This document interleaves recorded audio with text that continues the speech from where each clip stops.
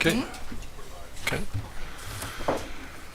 Okay, good evening everyone and welcome to the regular council meeting for Tuesday, July 7th. It's currently about 7:02.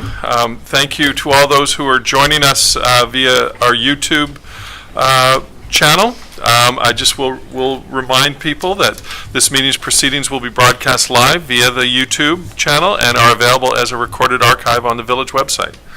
I'm going to call the meeting to order. We don't have anybody in the audience, so to speak, other than the lovely Hannah. So thank you for coming. I'll now move on to approval of the agenda. The recommendation would read that the agenda be approved as amended to include an on-table addendum, which is an amended bylaw 628-2020, which is going to be presented under item 9A of the agenda. Perfect. Okay, with the amended agenda, could I get someone to move that? Moved, seconded. Any discussion? See none. All those in favor? Carried unanimously. Now move on to public input. Public is permitted to provide comments to council on any item shown on this meeting agenda. A 2-minute time limit applies to speakers. And I will say that if there is any comments regarding the 1130 Mountain Air rezoning application, Councillor Trowbridge has indicated that he will be recusing himself. So I will go to our CAO, Ms. Halliwell. Is there any comments on our public input? Thank you, Mayor McEwen. I do believe that our corporate officer did receive comments in relation to that item.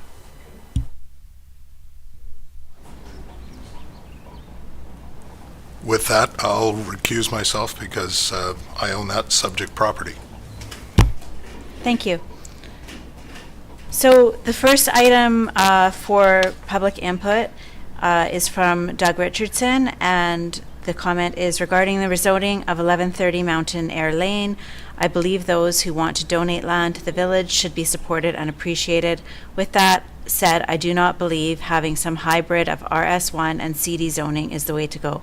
Ideally, the RS1 zoning bylaw can be modified to allow for land donations.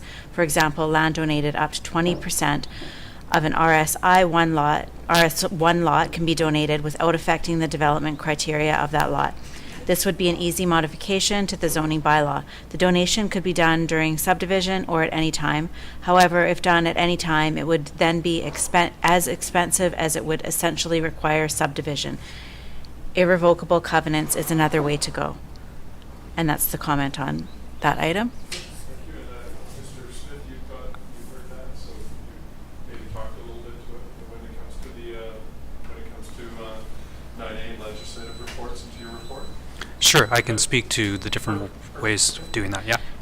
And then if Councillor Trowbridge, if we want to call him back in.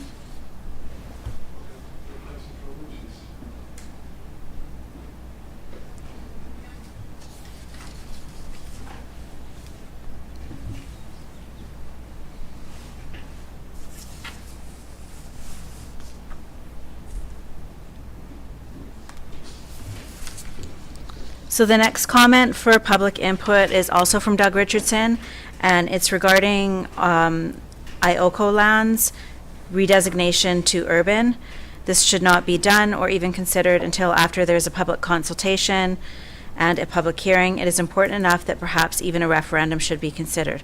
At the moment, there is no Burrard Commons proposal and no Burrard Commons pressure. It is at this time that the public should be consulted on what they want with the development of lands.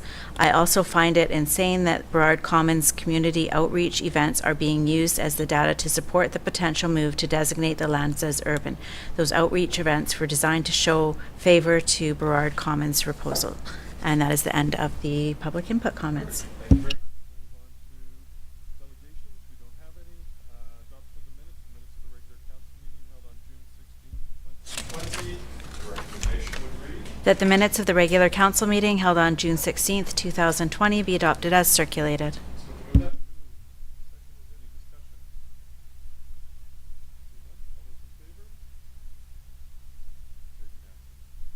Okay, we'll move on to the any business arising from those minutes. Seeing none, I'll move on to the consent agenda. Any council member who wishes to remove any item for further discussion may do so at this time. Okay. Sorry, just A. A? 7A, yeah. Anybody else? Okay, so could I get someone to move the consent agenda? Move. Seconded. Any discussion? Seeing none, all those in favor? Carried unanimously. Now move it over to 7A. Councillor Weber. There was just one comment on the resolutions, or the notes. Hang on just a sec, let me find it. On page 21, under,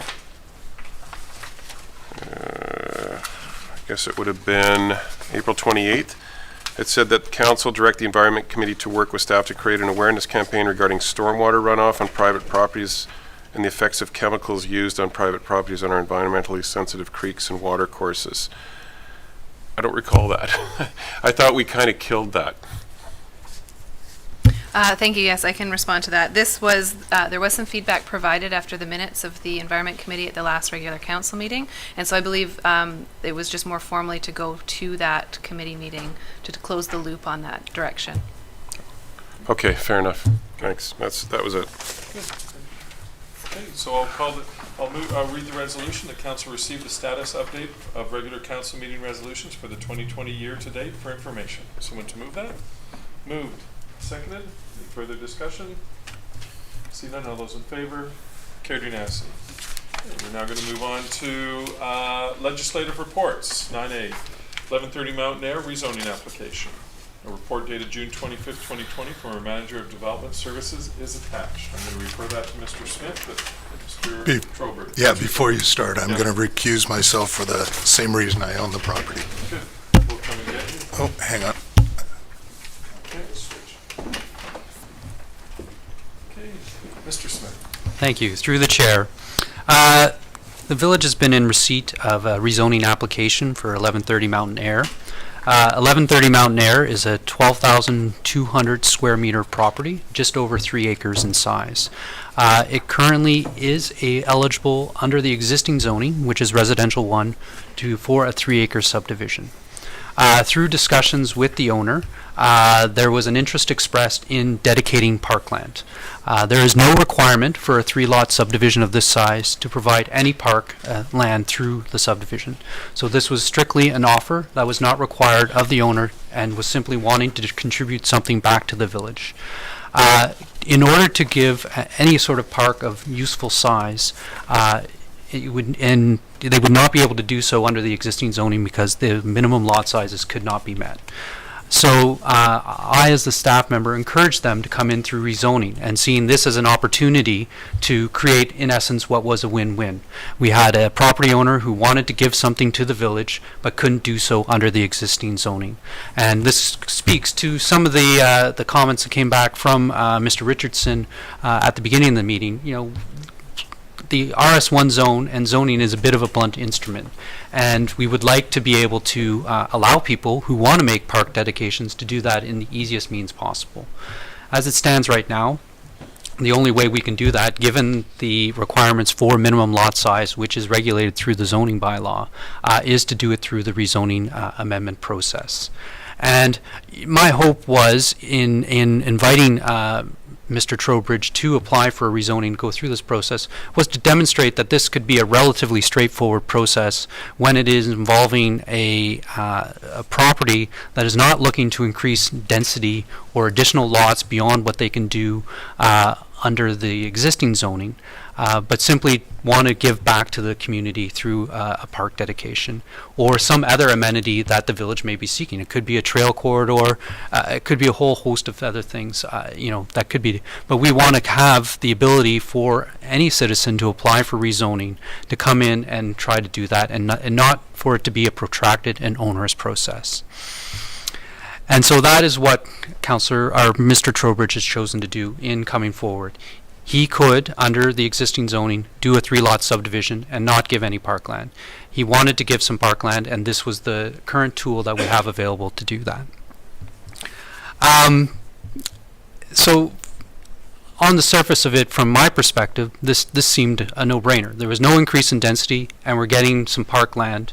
In terms of what could be done under the existing zoning and a subdivision, and what we're going to be seeing, from the road right now, nothing will be different.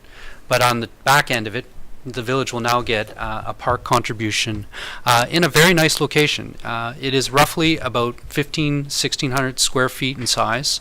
It's on the top of the ridge along a trail corridor that is quite well used, and it offers a nice open, flat area where I could envision at some point perhaps some picnic tables, some sort of amenity could be built by the village for a low cost, where someone, as they walk along, or a group of people walk along this trail, it's an important trail connection within the community, could have a place to stop, socialize with their neighbors once we get through the current situation, obviously, and have a place to just take in the beautiful view from the top of the ridge down into the Mossam Creek area and the expanse there. So this is actually quite a nice little piece of park that we could gain and eventually turn into something quite special. In addition to that, Mr. Trowbridge is willing to offer a substantial statutory right-of-way over much of the land on that north side of the creek. And this would allow the village to have complete leeway to expand a trail if we have to do some switchbacks, or if at some point in the future there's funds or resources to build some sort of crossing across there. This would enable the village to have access and right-of-way to use the land that's even not being dedicated. So in addition to the park dedication, Mr. Trowbridge is also offering a statutory right-of-way of considerable size over two of the properties that are being proposed to be created. Now, another issue has come up, and this is where I need to confess that I made a mistake. There is a policy, and I have required it of all subdivisions since I've started here, to expand the 20-meter expand road right-of-ways where it is not 20 meters to 20 meters. And this is in compliance with OCP policy T23, and I neglected to raise it with Mr. Trowbridge, and that was my mistake. I let Mr. Trowbridge down in terms of not providing him with all the information, and I know there's been some comments that there's some special treatment being offered to him because of his position, and that is simply not true. It was a mistake on my part. Mr. Trowbridge was, in fact, I've spoken with him about this, was reluctant to come in for a rezoning because of his position and didn't want to be seen being treated favorably, and he has insisted throughout the process that he be treated fairly and all the rules apply to him. And that is the case. And so with regards to the road dedication, yes, he will be required to comply with OCP policy T23 within the addendum, and part of the record now is showing the amount of land that will be required from the village in order to complete a subdivision to do that. It's approximately 290 square meters. And that still, even with that dedication of land, would still, under the existing zoning, allow for him to do a 3-lot subdivision. This comes up to another questions that come up is with regards to, should they be making a CAC, community amenity contribution beyond the park dedication? And there has been some reference to the CAC target that we have for infill development. And that is not... one, this is not an infill development. Two, that number of 150,000, and for any other rezoning, is calculated off the lift. And the lift, again, is the change from what you can do under the existing zoning and what they will be able to do under the new zoning. And in this case, there is no lift. They can do, Mr. Trowbridge can do 3-lot subdivision under the existing zoning, and under this new zoning will only be able to do 3 lots. So there's no lift, therefore no requirement to provide a CAC contribution in terms of cash. The for the most part, the requirements of the RS1 zone will apply to this lot. The existing home is in compliance with the RS1 zoning requirements and setbacks. There are a few minor tweaks to the side yard setbacks that are being proposed for one of the lots in order just to accommodate the unique geography of this. I am in complete support of these minor changes to the side yard setbacks. It will have no impact on the semi-rural character of the community, and is something I believe is completely supportable. With that, I will introduce the bylaw. And in essence, it is the RS1 zone with a few minor tweaks and lot-specific minimum lot sizes. But other than that, all the requirements, other than the minor changes to the side yard setback requirements for one of the lots is the RS1 zone requirements. So in essence, this is a modification of the RS1 zone. In terms of the on-table item, the item that was changed from what was in the published agenda is under section 918 sub 2. And this is the recognition that there will be some land required to accommodate the increased road dedication. So the addition that is in the on-table version of the bylaw, and that I will be recommending council give initial readings to, is the following. The minimum parcel size may be reduced by up to 300 square meters in total for the 3 proposed parcels for the sole purpose of accommodating the expansion of the road right-of-way.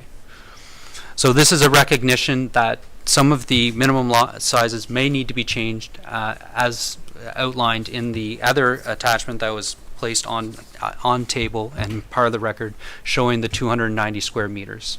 So this is a provision to accommodate that road dedication within the zone.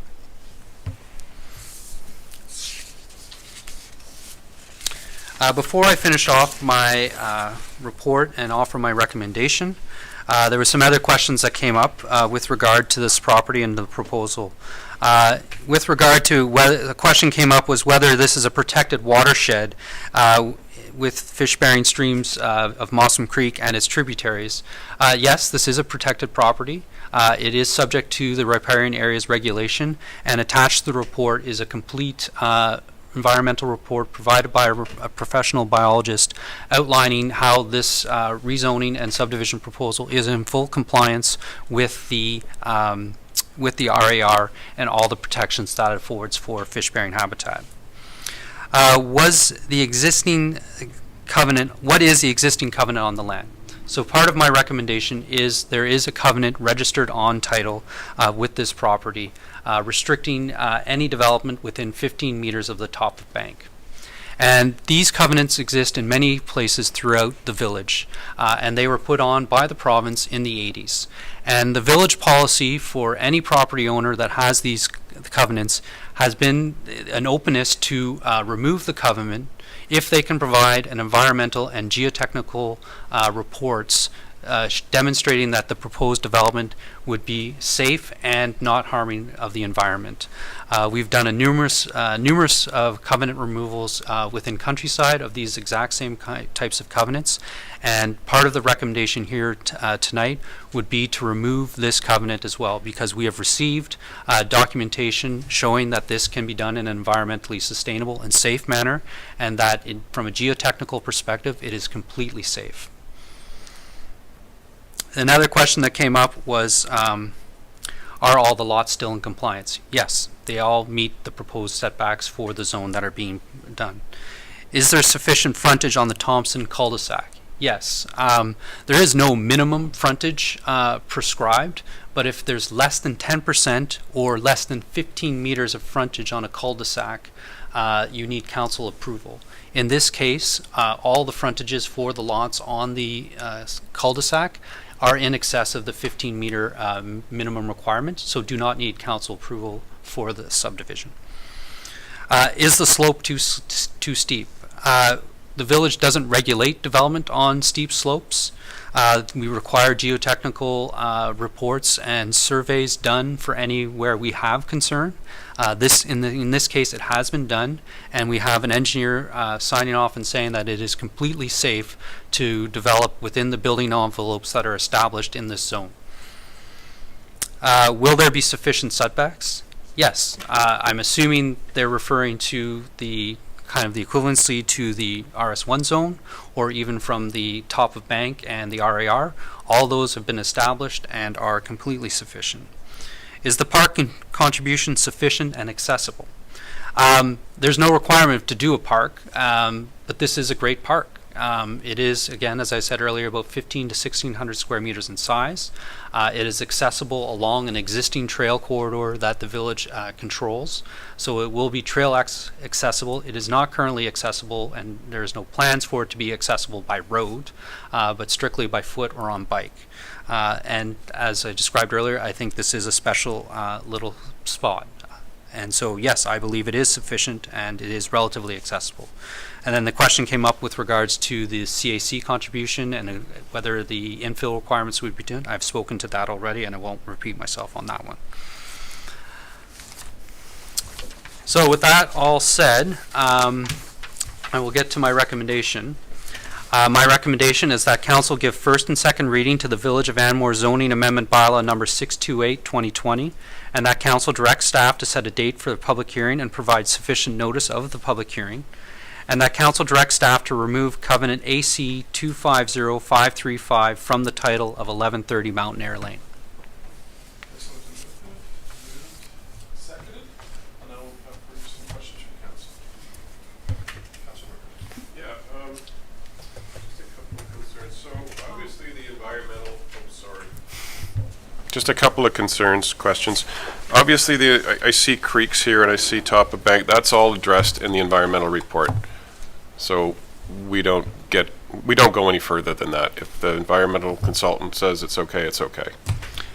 Yes, I'm not an environmental expert, so the process defaults to relying on experts, and in this case, it is been provided, and this is someone who's very familiar with Anmore and whose work is found throughout the village. Okay.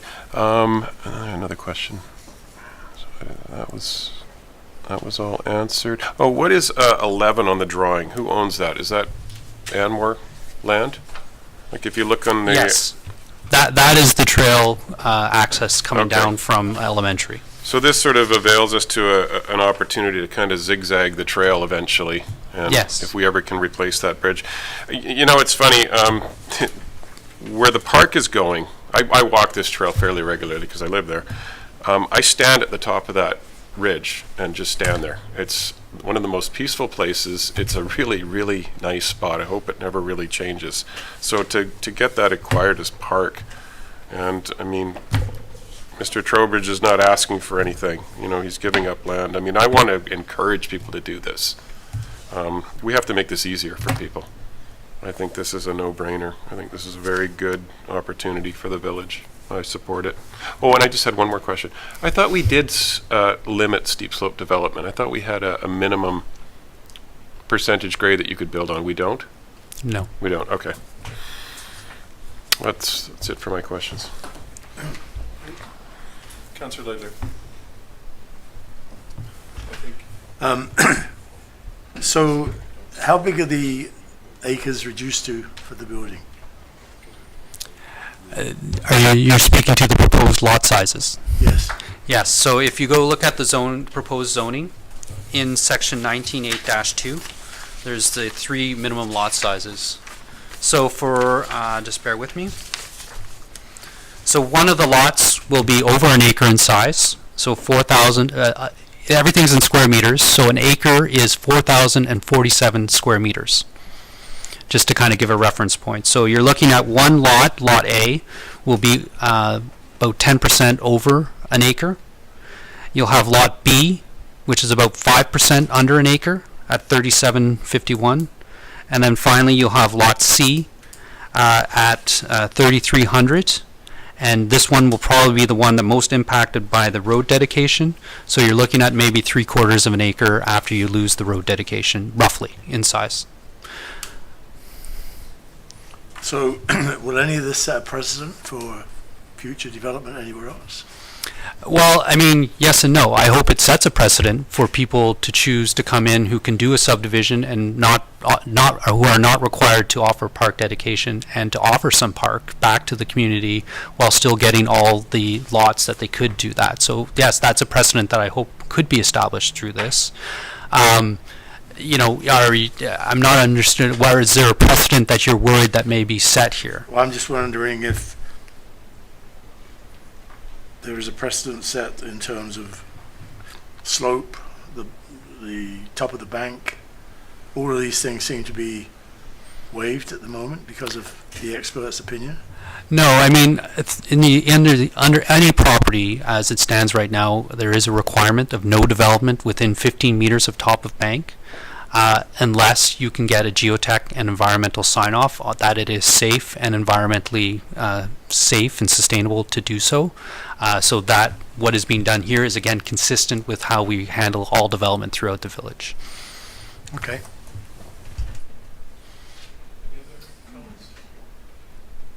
I had a few things that I just wanted to say. First of all, I think the key thing to stress here is that there is no increase in density with this rezoning compared to a simple subdivision. I think that's the number one thing.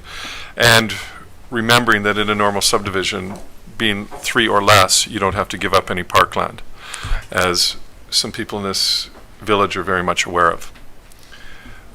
Depending on, and they sort of time out and let time evolve, and then they can reapply.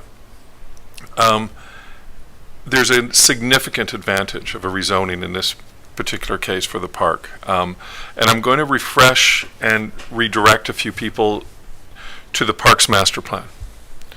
And in it, a few years ago before I was mayor, I was actually chair of the Parks Committee and at one point co-chair with former councillor Chris Settigreen. And we talked about, and we walked about this, about land that we were receiving for some of these subdivisions as not being land that's really used for anything else. Well, to get this right away on one of the most arterial trail networks in our village and be able to control it is significant. I know that the current Parks Committee is working on and getting some prices in regards to how to cross that creek, Mossam Creek, because as it currently stands, that little wooden bridge that's been sort of hand-built at the bottom there is actually existing on Councillor Trowbridge's property right now. So the fact that we could secure this right away to be able to do something down the road and connect both ends of our village is significant.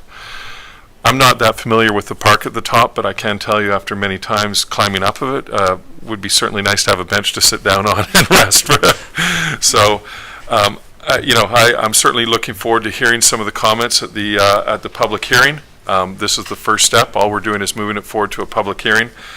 Although I would be remiss to say that I do not appreciate the comments that have been put forth that there is some unethical process going on here. It's one of the things that I can hold very dearly to the fact that since becoming mayor that does not occur. And the reference to it occurring, I find deeply offensive, and I will do anything I can as my power of mayor to make sure that those comments are retracted and rectified.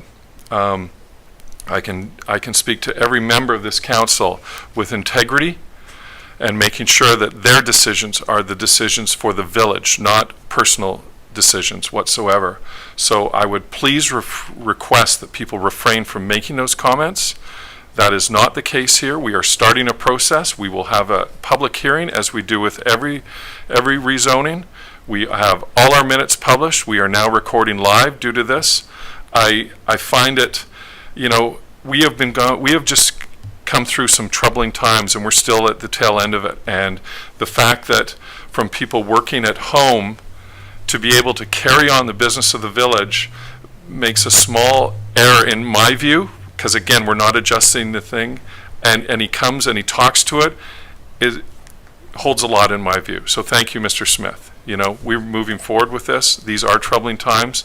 We all make mistakes. Lord knows I've made enough in my life, and part of it is owning it, which we've done. We're being very clear. We've got a whole schedule here. We have an upcoming public hearing, so please, people, don't pass judgment before you actually know the facts. So with that being said, I'm going to call the questions with the recommendations that was put forth by our planner, Mr. Smith. All those in favor?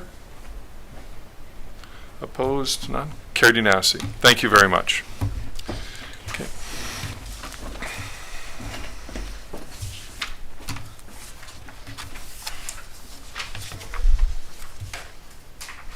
We'll just wait a minute until we can get Councillor Trowbridge back in the room.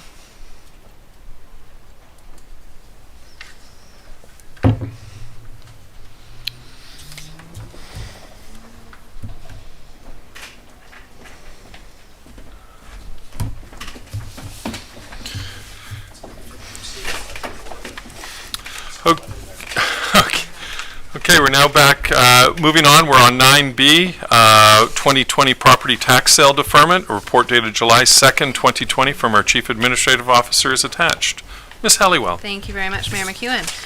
So this report is to present an option for council to pass a temporary bylaw in relation to deferring the annual property tax sale date. That date is set by legislation as being the last Monday in September every year. And so it would be lined up for September 28th of 2020 for this year. However, given the current pandemic, and as a result of a ministerial order that was passed by the province has allowed each municipality to consider whether or not they would like to defer that date to provide some relief to property owners who may have delinquent taxes owing. This is not unsimilar to council's earlier decision to change the penalty amounts for the property tax due date to provide some relief to homeowners.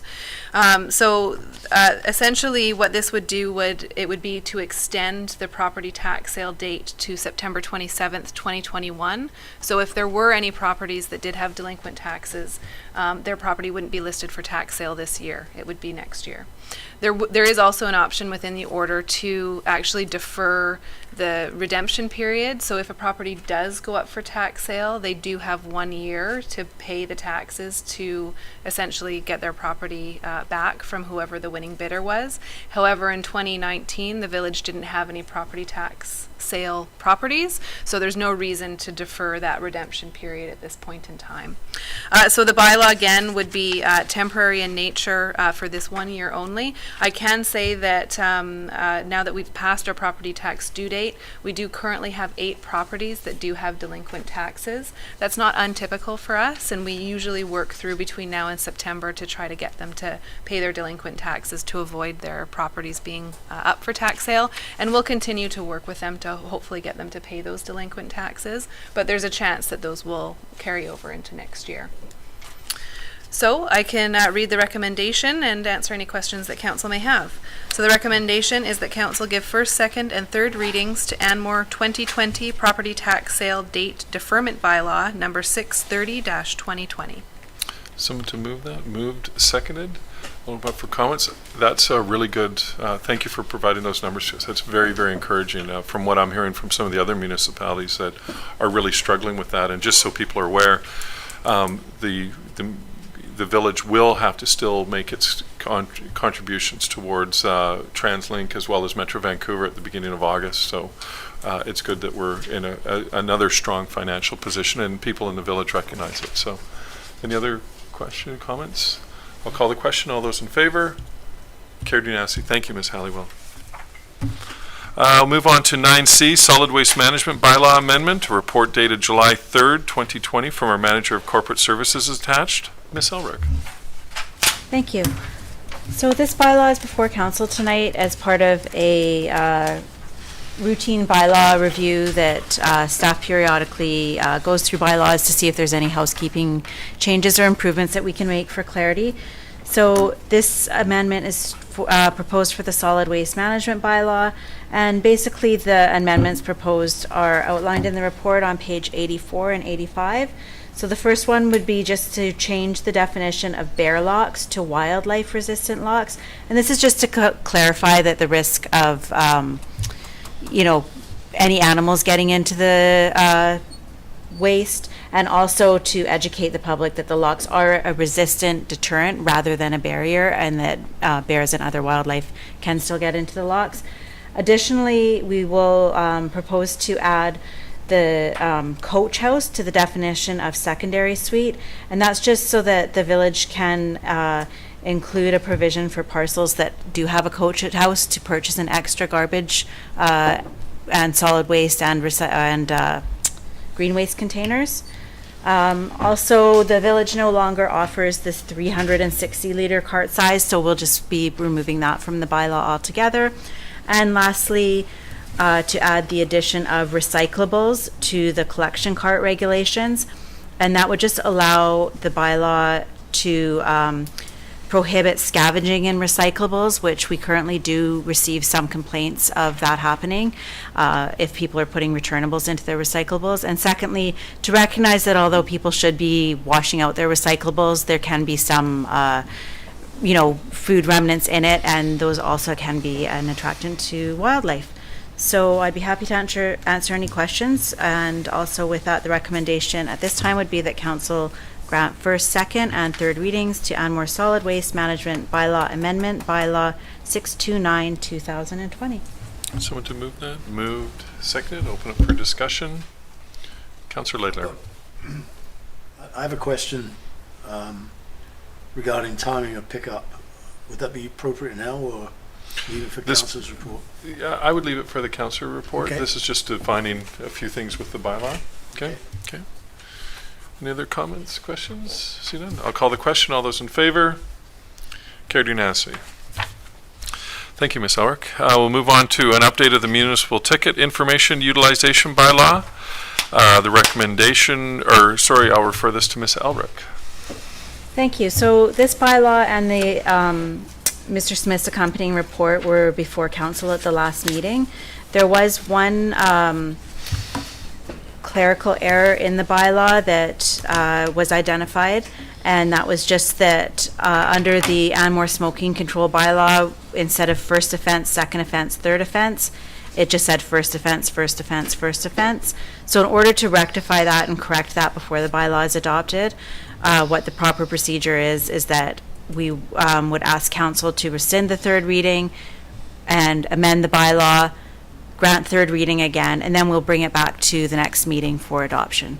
So with that, the recommendation would be that council rescind third reading of the Anmore Municipal Ticket Information Utilization Bylaw Amendment, Bylaw 627, 2020, and that a council amend Schedule 14 as follows.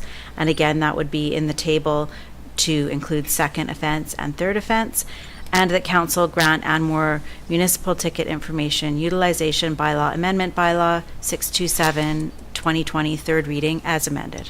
That's certainly a mouthful. Okay, do I have someone to move that? Moved, seconded. Any discussion? Councillor Laidler. Is there a definition of smoking in this? Ms. Elric? Through the chair, I imagine that in the smoking control bylaw, there would be definitions of smoking, and this is just the mechanism to apply the fines to that bylaw. I could quickly look it up for you if you wish. Perhaps while you're doing that, Ms. Elric, I can confirm that we have recently updated the smoking bylaw to include vaping as well as smoking marijuana as well. So it Okay, does that's include good. both of those. Yep. Any other questions? See none, all those in favor? Carried unanimously. We'll now move on to 11A, new business, release of in-camera closed resolutions, report dated July 3rd, 2020 for our manager of corporate services attached. Ms. Elric. Thank you. So this report is before council this evening as a mechanism to release items, resolutions from closed in-camera council meetings. Currently, the process that's in place is that at the end of each closed council meeting, there's an opportunity for council to release any resolutions from that meeting. At times, it's not appropriate to release the resolution immediately. As time passes and the matter evolves, it is appropriate for public information. So what staff is proposing is that we would be introducing a periodic report to council in a closed meeting with resolutions that staff would recommend would be able to be released into an open meeting.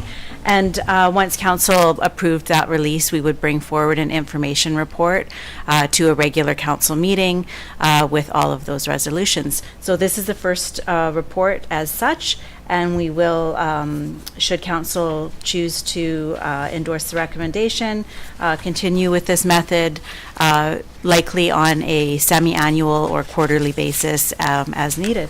So the recommendation would read that council receive the report dated July 3rd, 2020 from the Manager of Corporate Services entitled Release of In-Camera Closed Resolutions for Information, and that council direct staff to prepare a periodical report for council's consideration of in-camera closed resolutions to release to the public. With that, I'd be happy to answer any questions. Do I have someone to move that? Moved, seconded. I'll open up for discussion. Councillor Weber. Yeah, I think it's really important. Oh, sorry. I think it's really important to stay on top of these things. We all talk about transparency. Well, transparency is important, and this is part of transparency. Anything that we can release, we should be on top of that releasing. So I think this is a goodwill gesture that, now people know what we're talking about in these in-camera meetings. Of course, we can't always release everything, but it keeps people informed. I think it's a very good thing if we stay on this regularly. Yeah, I agree. When becoming mayor, I was hoping that we could get down to having these in-camera meetings once a month and no more for transparency. However, as things come up in a timely manner, we don't have that option. And quite often we have things such as scholarship applications that we have to go in camera and do choosing. And we've certainly had a few, as most people are aware, some issues over the last couple of years with some different developments and stratas throughout our municipality that have taken us in there. So we certainly don't want to hide behind in camera. I've never been shy about having a meeting, an open public meeting. I actually encourage us to reopen so we could get more people in the audience to be able to engage with it, because I think it's a key tool for us to be able to clear up any misconceptions. So I'm really glad that this is coming forward, and I think it'll be really good if we just keep track of it and be able to release them, and people realize some of the mundane topics that we are discussing in camera. So thank you again, Ms. Elrick. Thank you for bringing this forward, and I'll call the question. All those in favor? Carried unanimously. Thank you again. Now move on to 11B, 2020 Bear Education Program. A report dated June 29th from our Chief Administrative Officer is attached. Ms. Halliwell. Thank you, Mayor McEwen. So this report is coming forward for a couple of reasons. Namely, at the June 16th regular council meeting, council received a communication from a resident who was concerned about bear collection cart interaction. This has obviously been a bit of a theme for us tonight, with some updates to the solid waste bylaw to make sure that things are clarified in terms of bear resistant versus bear proof locks and things of that nature. 2020 has definitely seen a significant increase in bear collection cart interactions. Conservation has been called up by residents as well as actually by the RCMP on numerous occasions this year. And they did reach out to me, and they did actually applaud all of the steps that we're taking, which include regular communication to our residents about what to do to make sure that you're reducing attractants. We do that through our newsletter, through signboard posting, as well as through our social media. So certainly he was happy with the steps that have been taken so far. However, I think that this year, given the tough year that we're having with the bears in the neighborhood, is an opportune time to maybe push the education program a little bit further and potentially even look at starting to fine people. So the approach that the village has taken in past is that on occasion, but not with any regularity, we will have our regularly employed bylaw officer, who's also our building inspector, patrol the village on a Thursday evening to see who may have been putting their collection cart out before the bylaw allows. And he would sort of take photos of the collection carts and follow up with a letter just to remind people as a warning not to put their carts out early. So to date, we've only issued warnings, but we have not issued any fines. Now, the requirement is that people have their bins securely stored until 5:30 a.m. on collection day, which for us is Fridays. So the carts can't be out before 5:30 a.m. and collection starts at 7 a.m. And then on the other end of the day, the carts must be resecured by 10 p.m. at night. And so what I'm recommending is that we have the bylaw officer, who we share with the village of Belcarra on a part-time basis, actually undertake a regular 8-week program. So every Thursday night she would patrol around the village.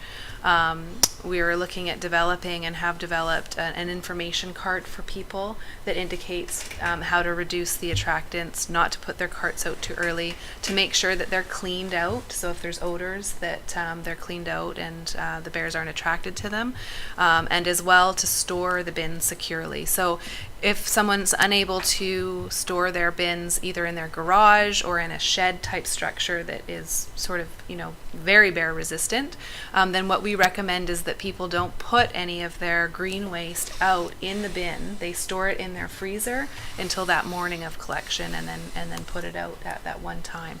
So this bylaw officer would go around and distribute those cards to individual residences where she might see that the carts either aren't securely stored on the property or that have been placed at the curbside too early, and would also look to start issuing fines for people, particularly if they are repeat offenders, in terms of consistently putting those carts out. So I have confirmed that the bylaw officer is available to do that work. It would be a 4-hour on Thursday nights for 8 weeks, so that would take us right through to the end of August. And for that, plus the cost of the cards themselves, and we also have stickers that we place on the bins as warnings for people, the cost wouldn't exceed $1,500, so that's what I'm recommending here. And so I'll read out the recommendation, and then I'm certainly available to answer any questions. So the recommendation is that council direct staff to engage a part-time bylaw officer to patrol the village on Thursday evenings from July 9th for approximately 8 weeks in order to educate and enforce the village's solid waste management bylaw, number 554-2016, for a total cost including educational material not to exceed $1,500. Someone to move that? Moved, seconded. I'll open up for discussion. Do you want to speak at all to this, Councillor Leonard? On this. Okay. First off, the Bears seem to have learned that garbage is out at 5:30 in the morning on a Friday, and I've seen Bears trying to open bear-proof bins and actually open them on some neighbour's property. In fact, I took mine in when I saw they weren't, the bears were out. So even 5:30 seems a bit early, although we have to take into account people going to work. You know, what do you do if the only able-bodied person who can carry the bin or take the bin out has to be at work by 7? So there's a possibility of a problem there. And the other thing is whether we could do something. I know the bins could be picked up at 7, but they're not picked up sometimes until 3 or 4 in the afternoon in some areas because of the distance that the cart is traveling around. And so, of course, again, we get bears out during the day as a result.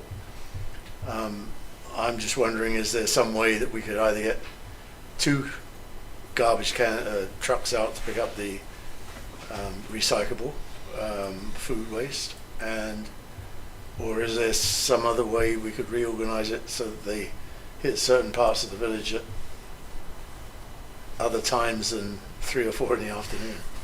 Can we have it twice a week or something like that, right? Yeah, you know, some valid questions. I think the biggest problem is that, you know, being on council from when this first started, when we, you know, a lot of it was price. There is no perfect fix to this, unfortunately. You know, we've really worked on trying to find a window that works for most people. I realize that even some people find this a little bit troublesome to make sure that they're up and have their garbage out by 7.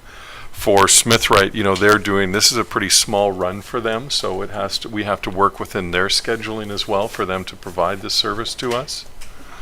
So, you know, while I agree it isn't perfect, I think it's the best that we can do. I know that we've talked to Smithwright quite often. Sometimes, as with everything, you know, there's machinery breakdown, and we get, you know, they'll come the next day, and sometimes they'll miss the occasional one. But I think all in all, from what I hear, I don't hear a lot of complaints.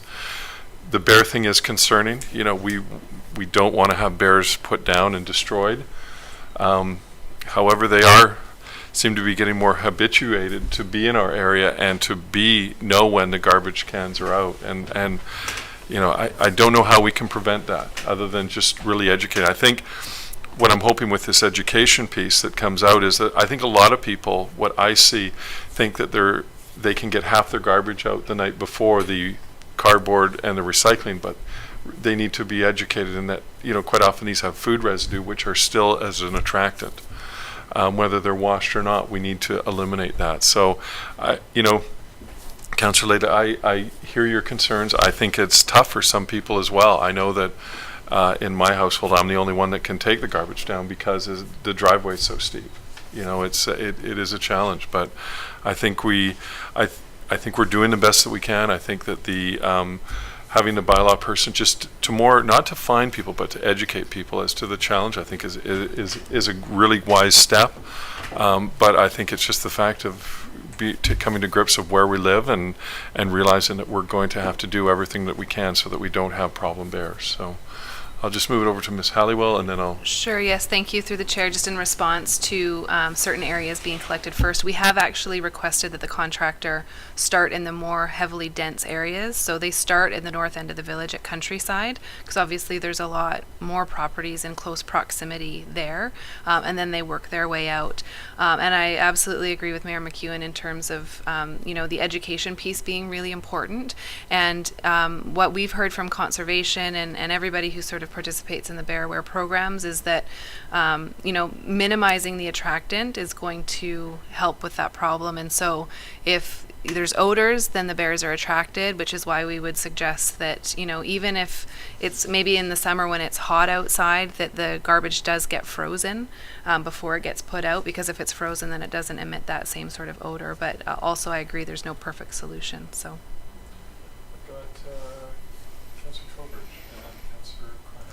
Yeah, I agree, obviously, that education is the answer. There's no panacea, so to speak.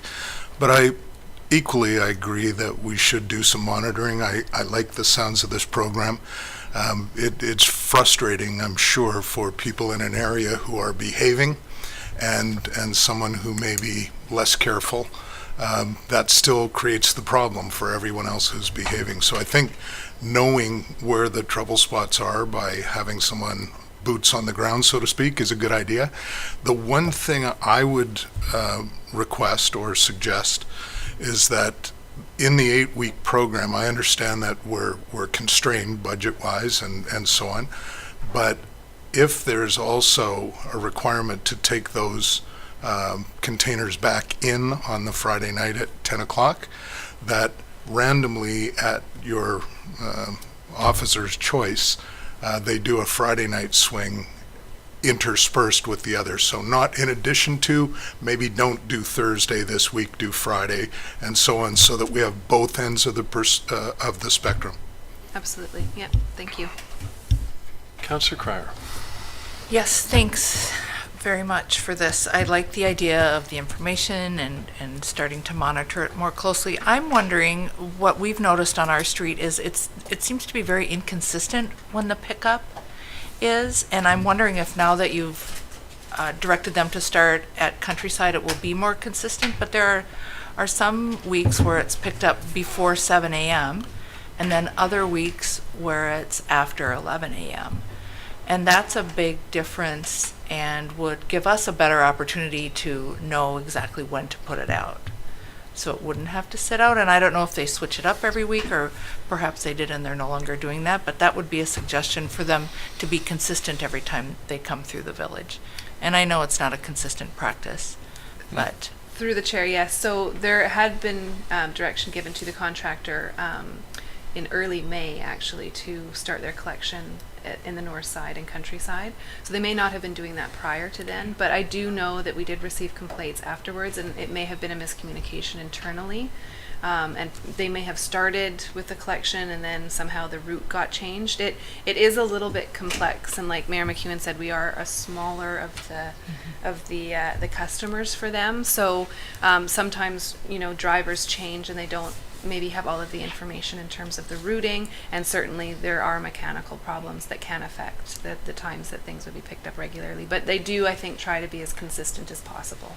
And although I do realize that we are a smaller contract for them, we also have a higher population of bears. Absolutely. Which I believe the bears are busier this year because of COVID and the fact that it's relatively quiet compared to other years. So just a thought that, but I do like the direction that we're going. Sure. Thank you for your work. Good. Okay. I don't see any more comments. I'll call the question on the recommendation. All those in favor? Carried unanimously. Thank you. We'll now move on to 11C, the Ioko Lands request to amend the regional growth strategy, report dated July 3rd, 2020, from our Manager of Development Services attached. Mr. Smith. Thank you. As I'm sure you're all aware, the Ioko Lands, or the Burrard Commons development, has been the subject of much conversation over the last several years. The Ioko Lands is a 150-acre parcel of undeveloped land in Anmore. It's part of a much larger industrial and urban, the Ioko Lands, the bulk of which are in Port Moody, and the majority are still owned by Imperial Oil and used for industrial purposes. The current site is zoned RS1, so for 1 acre development, and the maximum density there is 1 acre. It is also subject to a special OCP policy calling it a special study area.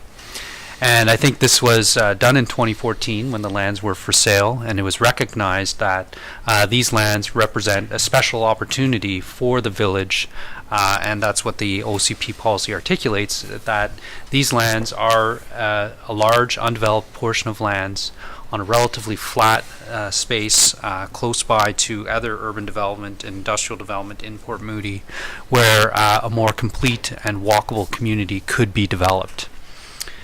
Because of this special study area designation and policy within the village's OCP, during the development of the Metro Vancouver Regional Growth Strategy, the most current version, like all of Anmore, the Ioko lands are designated rural in terms of a regional land use designation.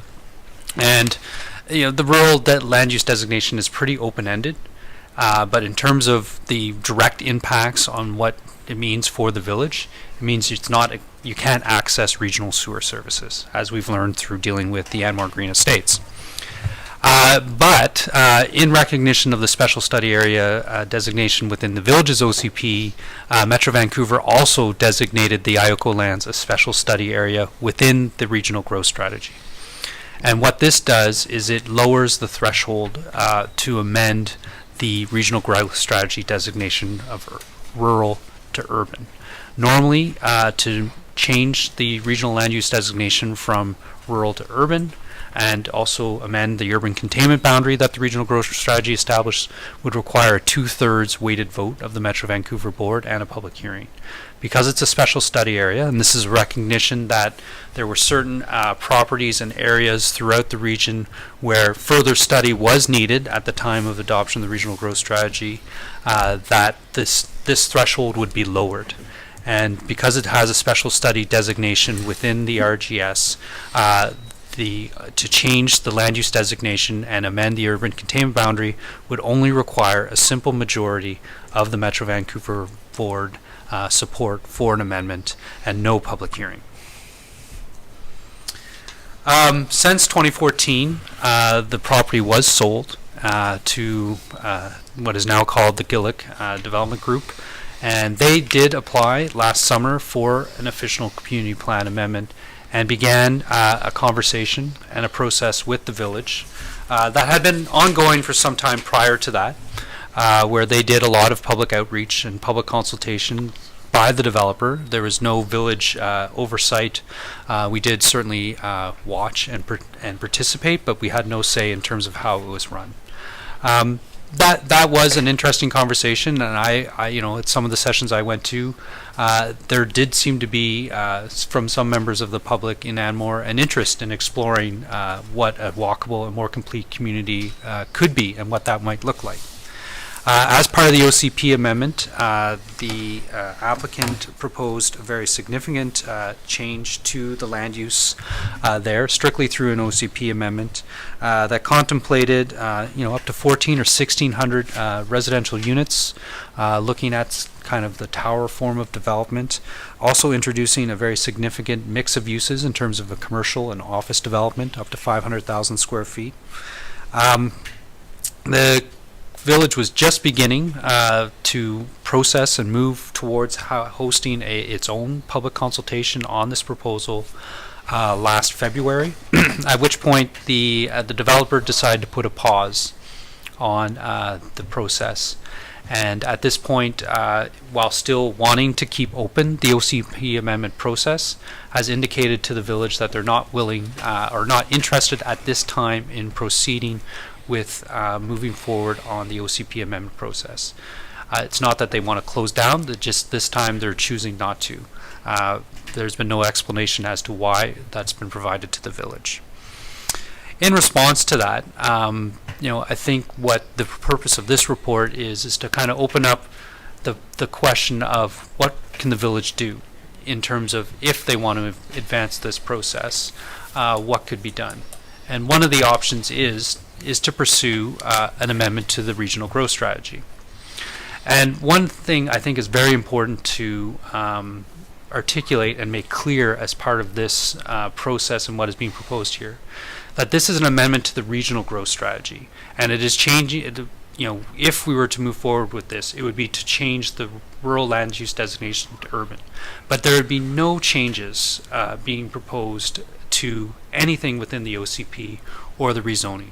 That is still would remain in complete control of the village and the village council. That decision making would lie there.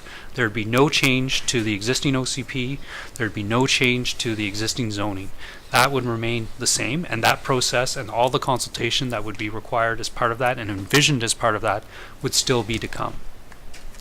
What staff would like to hear from council and have a conversation about is the opportunity that and the potential benefits of amending the RGS at this time would offer to the village. And what it would do is it really boils down, in staff's view, is the ability to service this with sewer. I think what I've heard and what is being contemplated in terms of a mixed use, what's articulated in the council's strategic plan is looking to become a more complete community. And having access to commercial services, different housing types, a mix of affordable housing types, all these sorts of things.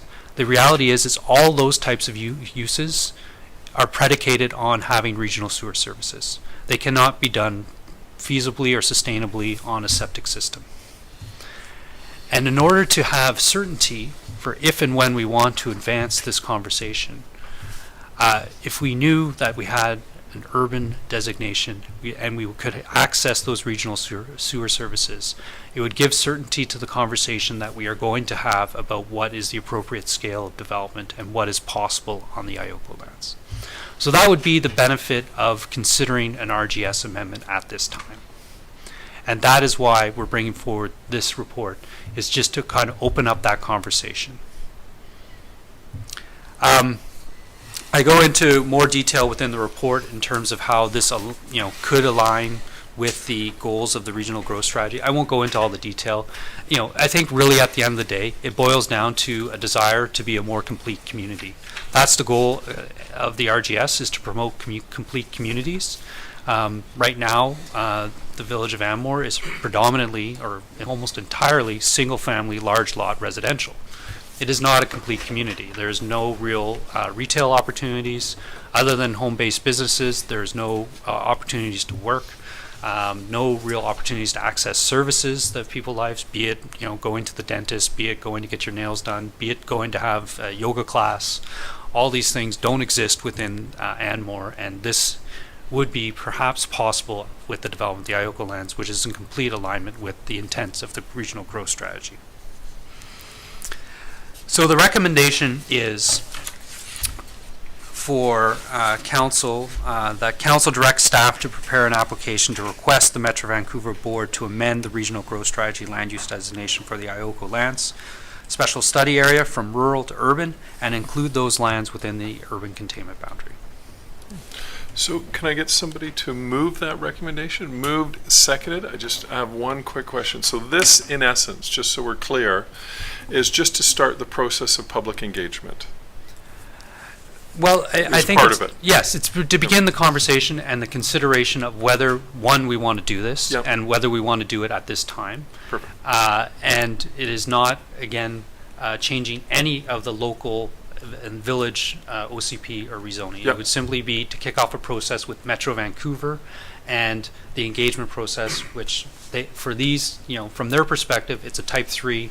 They don't really contemplate a need for extensive public consultation in terms of how they process type 3 amendments. But we certainly would. Yes. Yeah, okay, good. I just wanted to make sure that everybody was clear of that. This is just starting to having this discussion, a continuation of what we were discussing back in February. And I just wanted to correct you. The special study area was established, I think, in 2008 when I was on council. Oh, great. And so it was carried forward into the It's current been carried OCP. forward, and it was, I was on council, I remember the evening, there was Councillor Settergreen, Piemonte, Hal Weinberg was the mayor, and it's been around that time, and I'll speak to a little bit of the ideas at that time of why it was such a good thing to push to have it as a special study area once I an come around, important but I'm going to open it up correction. to council first, so, Councillor Weber. I think you said two key things there. This is not a, oh, sorry. I'm gonna do that. That's about the third time I've done that. You said two key things there that resonated with me. This is not a rezoning, one thing. It's not going to change zoning. And we want to advance this process. This is part of that process. So regardless of what we do, whether we do this or we don't do it, if we don't do it, it just limits our options. If we do it, it just expands our options. We can do whatever we want. So I think that's a good thing. It's not going to really change anything as to what's going on. We still have to go through the whole process. And I wanted to make note, and I think one of our residents made the same comment. The report notes that community consultation by the developer indicated desire for the new housing types. I hope people know that, we take all that stuff from the developer with a grain of salt. We do our own consultation. There's still going to be a very heavily Anmore resident-led consultation process. I mean, we need to hear exactly what people want. That first proposal was thrown out there by the developer. This is what we want. This is what we think you want. We haven't even started to scratch the surface of running that through the community. So I hope people realize that. Yeah, I was going to make another comment, but you answered my question. So, yeah, I think this just makes sense for all the reasons you stated in your report.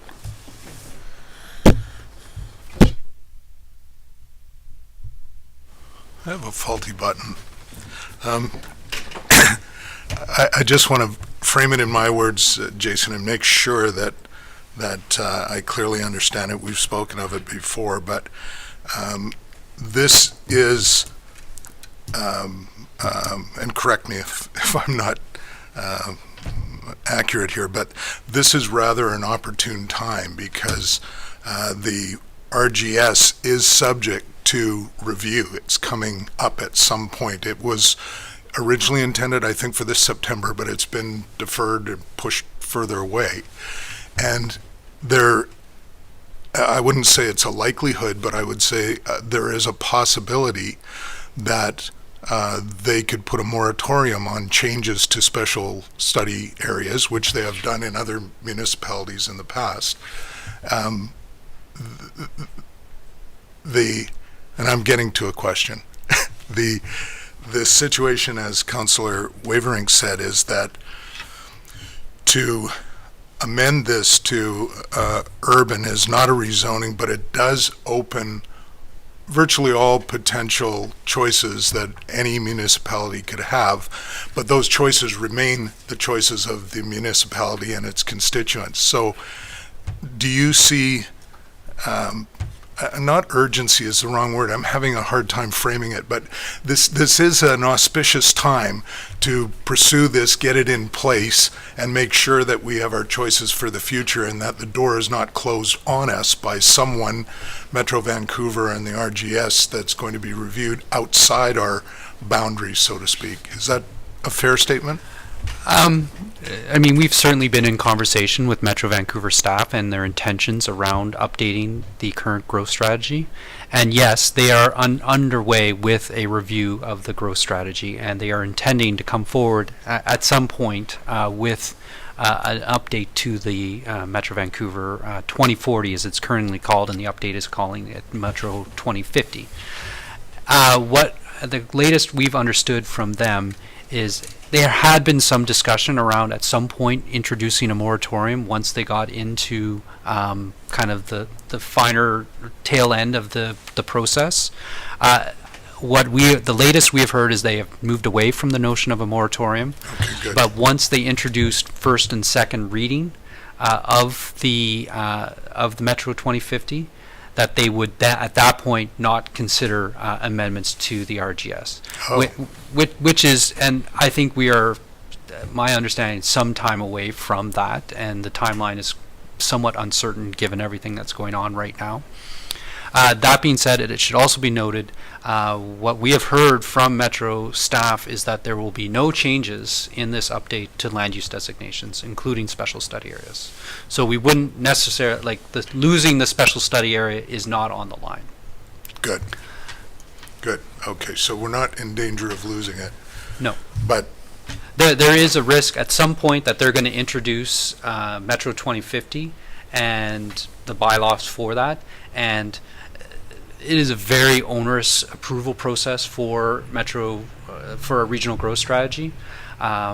Just given, I won't go into all the details, Right. but it is an agonizing process, and it will take months, if not over a year, to get the approval process at the time when they introduce even the initial bylaw readings. So what we have heard is that once those bylaw readings are introduced, that they will stop amendments. And there is a risk there that if we are wanting during that time period where they're trying to get the RGS approved, that we will not be able to proceed. so I go right back, so a different reason, but time is still of the essence. Not that it's urgent, because it's you said there's quite a broad timeline, but nonetheless, if we as a village are considering this, the time is right to be considering this. Yeah, I think one perspective, and I think that's what, from a staff perspective, we're putting forward here that underpins our recommendation to at least advance this conversation, is that, as Councillor Weverink stated, we are at the very, very beginning of this process, and it is going to be the biggest process, and probably even larger than an actual what went into the last OCP. This is going to be an enormous process, and there's going to be a lot of moving parts. And one of the things that we could do is at least consider amending the RGS is something that we can do now as a part of a many-step process for realizing something new at IOCO. And this one small part of the whole process of doing something different at IOCO is something that we can do where we don't give up any local control or authority or decision-making, but we just open up possibilities. Yeah, we're just giving ourselves the room to maneuver, changing nothing. Yeah, and to give us certainty that at some point, if we do have something that, we're behind and that the community is behind and the council supports, that Metro Vancouver won't turn it down. Right. Thank you. That answers. I just want to add a little bit to the regional growth strategy. So before COVID hit, the plan is that we were going to be going into the discussion with updating the regional growth strategy this fall. However, when COVID hit, the board, they came to the planning department, I'm on regional planning, came to the board and said, look, we don't know what the outcome of this pandemic is going to have on the Lower Mainland. And so it was voted that we need to just put everything on pause right now and really see how this is going to play out. So that was what was there. I will tell you this, that a perfect example, there aren't too many more of these special study areas left, and they are a bit of a elephant in the room regarding some things because they're not clearly defined. I think it's important that everybody realizes that on the regional growth strategy, every municipality has to sign on to it, or there's an arbitration issue, which we've been through that and that it is a big deal. So I know there's a lot of lobbying that goes on for Metro Vancouver to come around to make sure that every municipality signs on to this. So right now, before we go there and we have a special study area, which could hold a lot of opportunities down the road for the village. It's something that I think we need to educate our residents, and I think we need to go through the process and hear from people. So a couple things that I just wanted to say. I remember that night in 2008 and 2009 specifically, when we applied for the regional growth strategy. And it was a dark, rainy night, and we had a packed room, and I remember the vote. It was not a unanimous vote. It was I think it was about 3/4 in favor, and it was Mayor Weinberg, that really convinced everybody, saying at that point in time, we need this. This is a special area of our village that will complete our village. You know, at the time he talked about the possibility of a high-tech center or an educational thing there. All those things couldn't be done under our current standing. And his vision at that point in time was that we needed to be able to work and live in the same community to be able. And it's kind of insightful to think now that we are probably the worst case of urban sprawl in regards to the fact that everybody drives here. We have to, even to get a coffee or for most part, we're driving down the hill or whatever.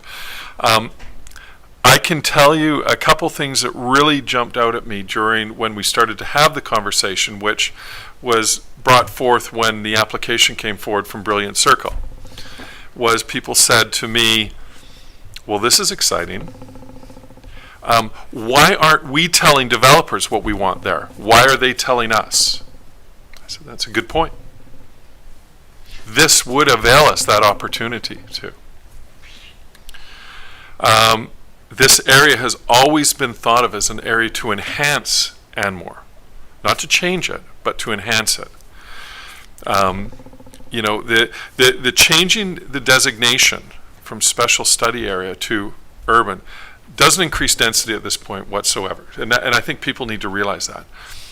And I'll give you an example that hopefully most people would know right now is the Flavel Sawmill site in Port Moody was a special study area. It got changed. They're still sawing logs. Hasn't changed at all, but it gives them the opportunity at that point to do something special there. And I think as you see what's happening down there with Brewers Row and the park and that, they need that because that is a special area. So I do think there's a lot of positiveness here, and I think it's our job to educate, to listen to our residents, what they think. But I think it's always better, and I've learned this through my years of being on council, is to get ahead of something rather than it kind of just taking you over. So those are my comments. We have a recommendation on the table. Anybody else want to say anything? I'll then call the question. All those in favor of the recommendation? It's carried unanimously. Thank you, Mr. Smith. Great report. Okay. We don't have any items from the Committee of the Whole, committees or commissions. I will go to the Mayor's report. I have a quick Mayor's report. June 17th and 24th, I participated as all a council in the new proposed community hub open houses. I thought they were really well attended, a lot of positive comments, a lot of really good constructive comments, which I thought were really good. People talking about why isn't there a kitchen being included in it? These are cost issues.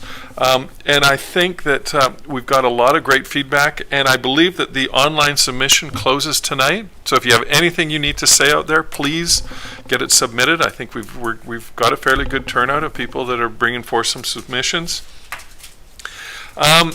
We're having some problems with Bunsen traffic. I will not be shy about this.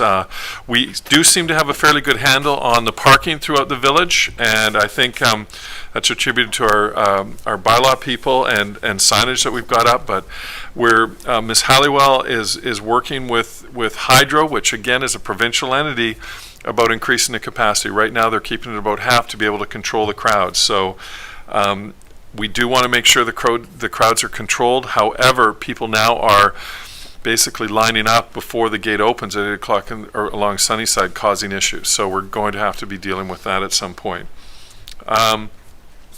For some of you that don't drive around the community and that, we've installed some temporary speed bumps in the Birchwind area which have, we've received some great compliments from residents there that slowed the courier traffic down and the residents down so the kids can continue to play on the street. So I think it's a really positive, and I think it could be, if there's other areas out in the village that we don't know about, please come forward, because it seems to be working quite well. And the other thing that is something I'm not too proud of, but I still want to keep on, is the fact that, we just passed the 1-year anniversary of the infamous helicopter party. And we still have nothing tangible regarding any fines or explanations as to what has been done. And I'm frustrated with that. That was an extremely stupid event. There was, at one point, the volunteer fire department had to leave their families to come out to cater to this stupidity. And we still don't have anything tangible to be able to come back to the residents and saying, look, this is what the penalties and fines that were invoked. So I'm going to ask Ms. Halliwell if she could follow up again. I would love to get somebody from Transport Canada here to come to our council meeting to answer some of these questions. I think a year is more than enough time to do a thorough investigation. So that's my comments on the mayor's report. I'll open up to the councillor's report. Councillor Wevering. Yeah, just on the speed humps, my neighbors are happy, but a couple of them said, when are the rest going in? So there's one little area that's been kind of controlled. I know my street has kids up and down all the time, and I thought we were going to get one kind of sort of in the middle of the street somewhere, and maybe 1 or 2 more in Birchwine. So I don't know who assessed it. Did staff assess it, or maybe they should take another look at it. I mean, maybe come there on a sunny Saturday and just watch what goes on. I mean, I think it's great. There was a while there that we didn't really have a lot of kids in our neighborhood. Now it is just literally full of kids on bikes. And I still see people rocketing up the road, not in front of that one residence anymore because of the speed humps. But I think we're halfway there. Maybe 2 or 3 more, and I think we could control that whole neighborhood. My opinion. I can just provide you a quick response that I did follow up with our public works staff and did request that on, a sunnier day when we are expecting to see, sort of the full range of how many kids might be out there, that they do go up and assess that area, because it was only the one spot that was assessed by our staff at the request of the residents. Okay. Yeah, because I remember there was a bunch, I think the idea there was a bunch of residents, he was sort of the spokesperson. He's happy. He's got 2 in front of his place. He's great. But there's still some problems. So, but it's certainly a step in the right direction.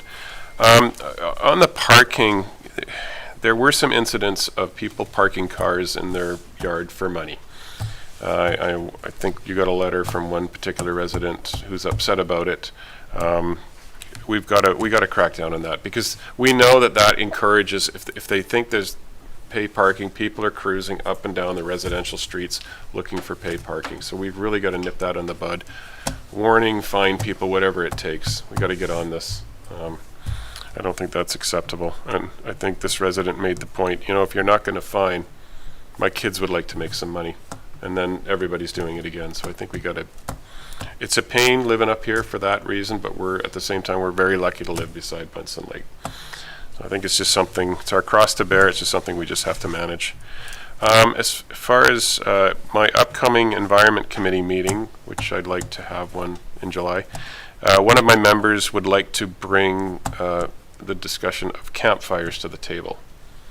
I know she's particularly concerned and would like to see campfires banned. I don't know how much in favor council is of that, or the committee members, but I'm certainly willing, as it is an environmental concern, to discuss it. Sorry, go ahead. I do just have some information to offer on that, Mayor McEwen. There was recently a white paper that was distributed, or a discussion paper distributed by Metro Vancouver. They are looking at going through and updating open air burning regulations within Metro Vancouver.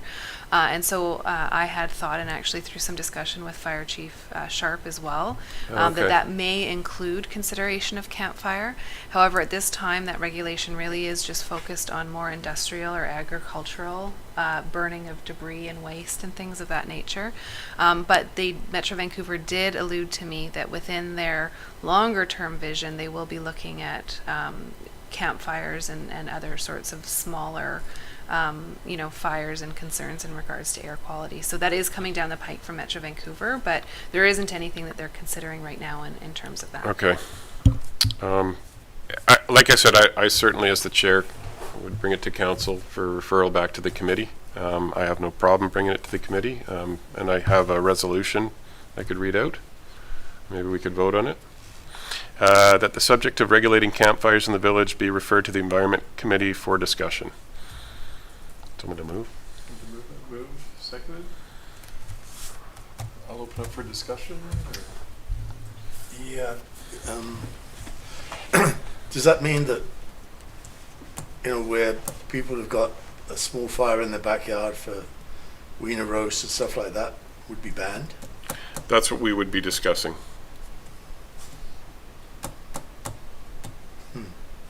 Okay. Tim likes his marshmallows. My comments are, this will have a significant impact, especially on the campground. I know that they have, it's part of the lure of the campground there.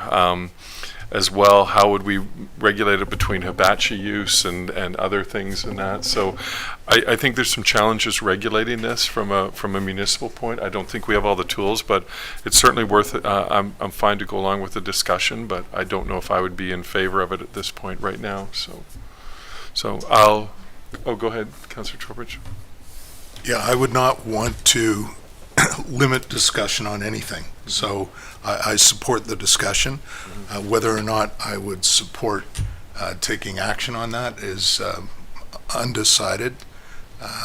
But I would probably be more in favor of following provincial and federal rules on something like that rather than being the no fire zone in the lower mainland. So Good. Yeah, there we go. Yeah, just to add to that, I mean, and this is why I'm proposing that we discuss it. I don't have a problem discussing an issue. I like campfires. I attend them all the time. As far as the pollution that they cause, compared to a smoky summer when we've got forest fires in the Okanagan drifting down here, I mean, it's just a million times the amount of smoke. So it is part of the allure of living in Anmore, but I'm always open to new information and discussing anything. And as we know, all committee recommendations go to council as recommendations. So it doesn't mean it won't be debated further at the council table. But as I said, I'm not afraid to have the discussion. Good. Well, we'll call the question. All those in favor of referral to the Environment Committee? Carried unanimously. Thank you. Okay, thanks very much, everyone. And that's... Actually, I will mention another thing. Another one of my members has offered to contact the Conservation Service, more on the bear thing. There was an incident a while ago with a baby bear. I think we all remember it, where a baby bear was found under somebody's porch, and the occupants called the conservation officer, and it didn't end well. And there was a real perception in the village that the conservation officers were, they want to shoot bears. This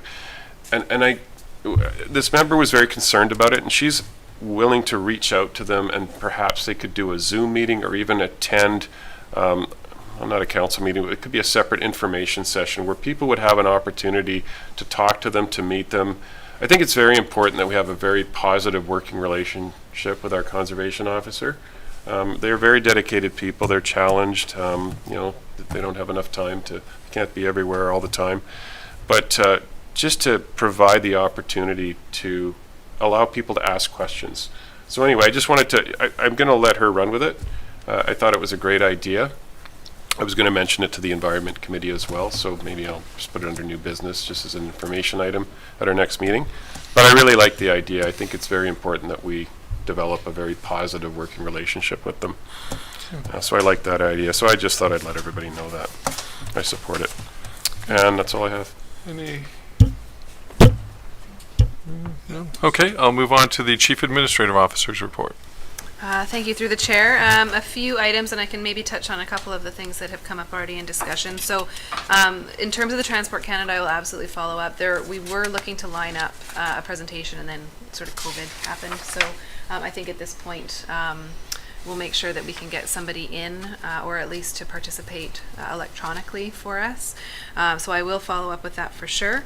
I wanted to let everybody know that that I have been in discussions with Bunsen Lake, and we do recognize that there are some issues, not only with parking, but also, and in particularly with the lineup of, getting to the lake before that 8 o'clock opening. There's been reports that it's been all the way down to the fire hall, which clearly it causes a very unsafe situation in terms of people having to drive in the opposite lane along Sunnyside to get to residences and things like that. And BC Hydro has recognized that also. Last weekend, when it was a nicer weekend, and they witnessed that again on Saturday, they actually called in their traffic control people for Sunday morning, asked them to come in at 7 a.m. and just move people along. So that did help quite a bit. Apparently, between the hours of 7 and just before 8, they moved along 88 cars. And then just before 8 o'clock, another 150 were basically there ready and just went right into the lake. So we know this in Anmore because we witness it on every single sunny day. People are drawn to Bunsen Lake. And I would say particularly this year is a year where it's not just happening on weekends and statutory holidays. We actually had staff about a week ago who were ensuring that people were not parking up here at the upper lot. We were open to the public, so we couldn't have the barricades up, but staff had to tell people that they weren't allowed to park in the upper lot in terms of accessing the lake. So we do have signage on order for the upper lot as well to limit parking to 30 minutes so that people are aware of that. So Bunsen has indicated that they will continue with those traffic control methods and try to implement a couple of other strategies to reduce that pre-opening lineup. When I did speak to them about increasing the parking, it was exactly as Mayor McEwen said. They're really using the parking lot and how many cars they're allowing in as a way to reduce the number and reduce the capacity at the lake itself. Once they reach a certain number, and it's not like a finite number, they are sort of monitoring as people are coming in. So if there's, lots of families together that are clearly in one group, they might let some more cars in versus lots of people who are needing to spread out a little bit more, they might let less. But they're using it as a way to monitor the social distancing requirements at the beach and through the trails. So there isn't a plan right now for them to sort of say, we're going to just open it right up to capacity again, because they're using it for those physical distancing requirements and that monitoring. And in terms of the parking lots and people using their private property for selling parking spaces, which we know we've had issues with over recent years, our bylaw officer does come up and patrol. The key really for us is we have to witness. We can't just assume that because there's a number of cars parked on a parking lot that they're selling parking spaces. They may be friends, they may be family coming to visit. So we really do need to, in essence, sort of catch them in the act. We need to see a sign, money for parking or whatever. And so our bylaw officer, who is patrolling between both villages, does the best job that she can in order to try to get that information. But certainly if there's, members of the community who witness this that are able to provide us with any evidence, we certainly can follow up. So we're continuing to move forward with that. So a couple other things. We are starting on some significant trail work in the next few weeks. So I'm going to be asking our Public Works to provide some before and after shots on some of the different areas that they're looking to make improvements on, which is part of our capital plan for this year. And I did get word earlier, the survey for the Anmore Community Hub is open until midnight tonight. So by the end of today, if everybody can get their responses in. As of about noon, we had 125 responses. So I'll get another update later this week, and we'll have those results provided by Johnson Davidson Architecture at the July 21st council meeting. And the last thing I wanted to report on was we had our property tax due date last Thursday, July 2nd, and I can confirm that we've had 88% of the residents either pay their taxes or defer their taxes this year. So that's a great result for us. As Mayor McEwen mentioned, we are still responsible for paying the agencies that we collect on their behalf. So that's leaving us in a really good position for now. And that's it. Good. And I just want to follow up with the Bunsen. I'm not a big social media guy, but I do, as soon as I get a notice from them on the weekends in regards to the late being closed, I try and publish it immediately as on my social media thing. So it's so that people can know, especially people. It seems to get a lot of traction in people from Port Moody, so hopefully it prevents them even from coming up the hill, and it gets transponded out to everybody. The other thing I can tell you is that it is of concern because I living a block away, I quite often do a walk around, and people will actually move the barricade here, and there must have been, I took a picture, there was probably 40 cars stuffed up here. So in the event of emergency, we couldn't even get to this site, and this is, luckily they're staying away from the fire department, but it is concerning, this traffic backlog, and so I'm glad to hear that Bunsen Lake, and I've heard some comments about these people moving here. People need to realize that this is a provincial entity, BC Hydro. This is a provincial park. It's not our park. It's run by BC Hydro, and that's taxpayers throughout the entire province. We get funding on our roads from East Road and Sunnyside Road because that park is there to offset some of the wear and tear. So, we have to be open up to, it's really everybody's park. It's not just our park. So. We have some general correspondence. I'm not going to go through it all, some information items. I'll now open up to public question period. And apparently we have a public question period from Ms. Elrick. Thank you. So I have 2 questions this evening from an Anmore resident, Rez Haas. And the first question is regarding concern over bumpy and cracked sidewalk on East Road. If anybody wants to comment on that. Do we know whereabouts on East Road? Unfortunately, no, the resident did not indicate that. It just came in this afternoon, so I did not get any chance. Hopefully we could respond and ask him if he could be more specific into the location. Absolutely, Yeah. I can certainly do that. Yeah. Okay.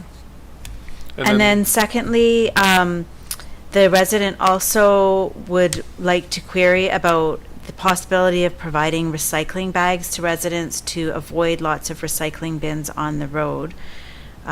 Suggestion that residents can buy or that the village could provide bags to them. And maybe Ms. Halliwell can comment on what is already provided. Sure, yeah, so currently with our contractor, bags are available, but the residents have to contact the contractor themselves, and they would typically, I understand, drop them off, or they are available for pickup as well. Maybe worthwhile to have a few, if they could drop some off at the village hall so that people could come here and pick them up as well. I believe that practice used to be in place, but Oh. now the preference is for the contractor to be the sole Is it? Okay, supplier okay, of them, perfect. yes. Okay, good. That's it? Yes, that's everything. Good. Okay, well, thank you, everybody watching in, and this is our second one. I think it's going smoother and smoother. Hopefully everybody enjoyed it, and still would like to see some people in the chairs. It's always nice to have some people, some friends and neighbors come in, and residents and that. So anyway, I will move to adjourn. Someone says second. Any discussion? Seeing none, all those in favor? Carried unanimously. Thank you, everybody.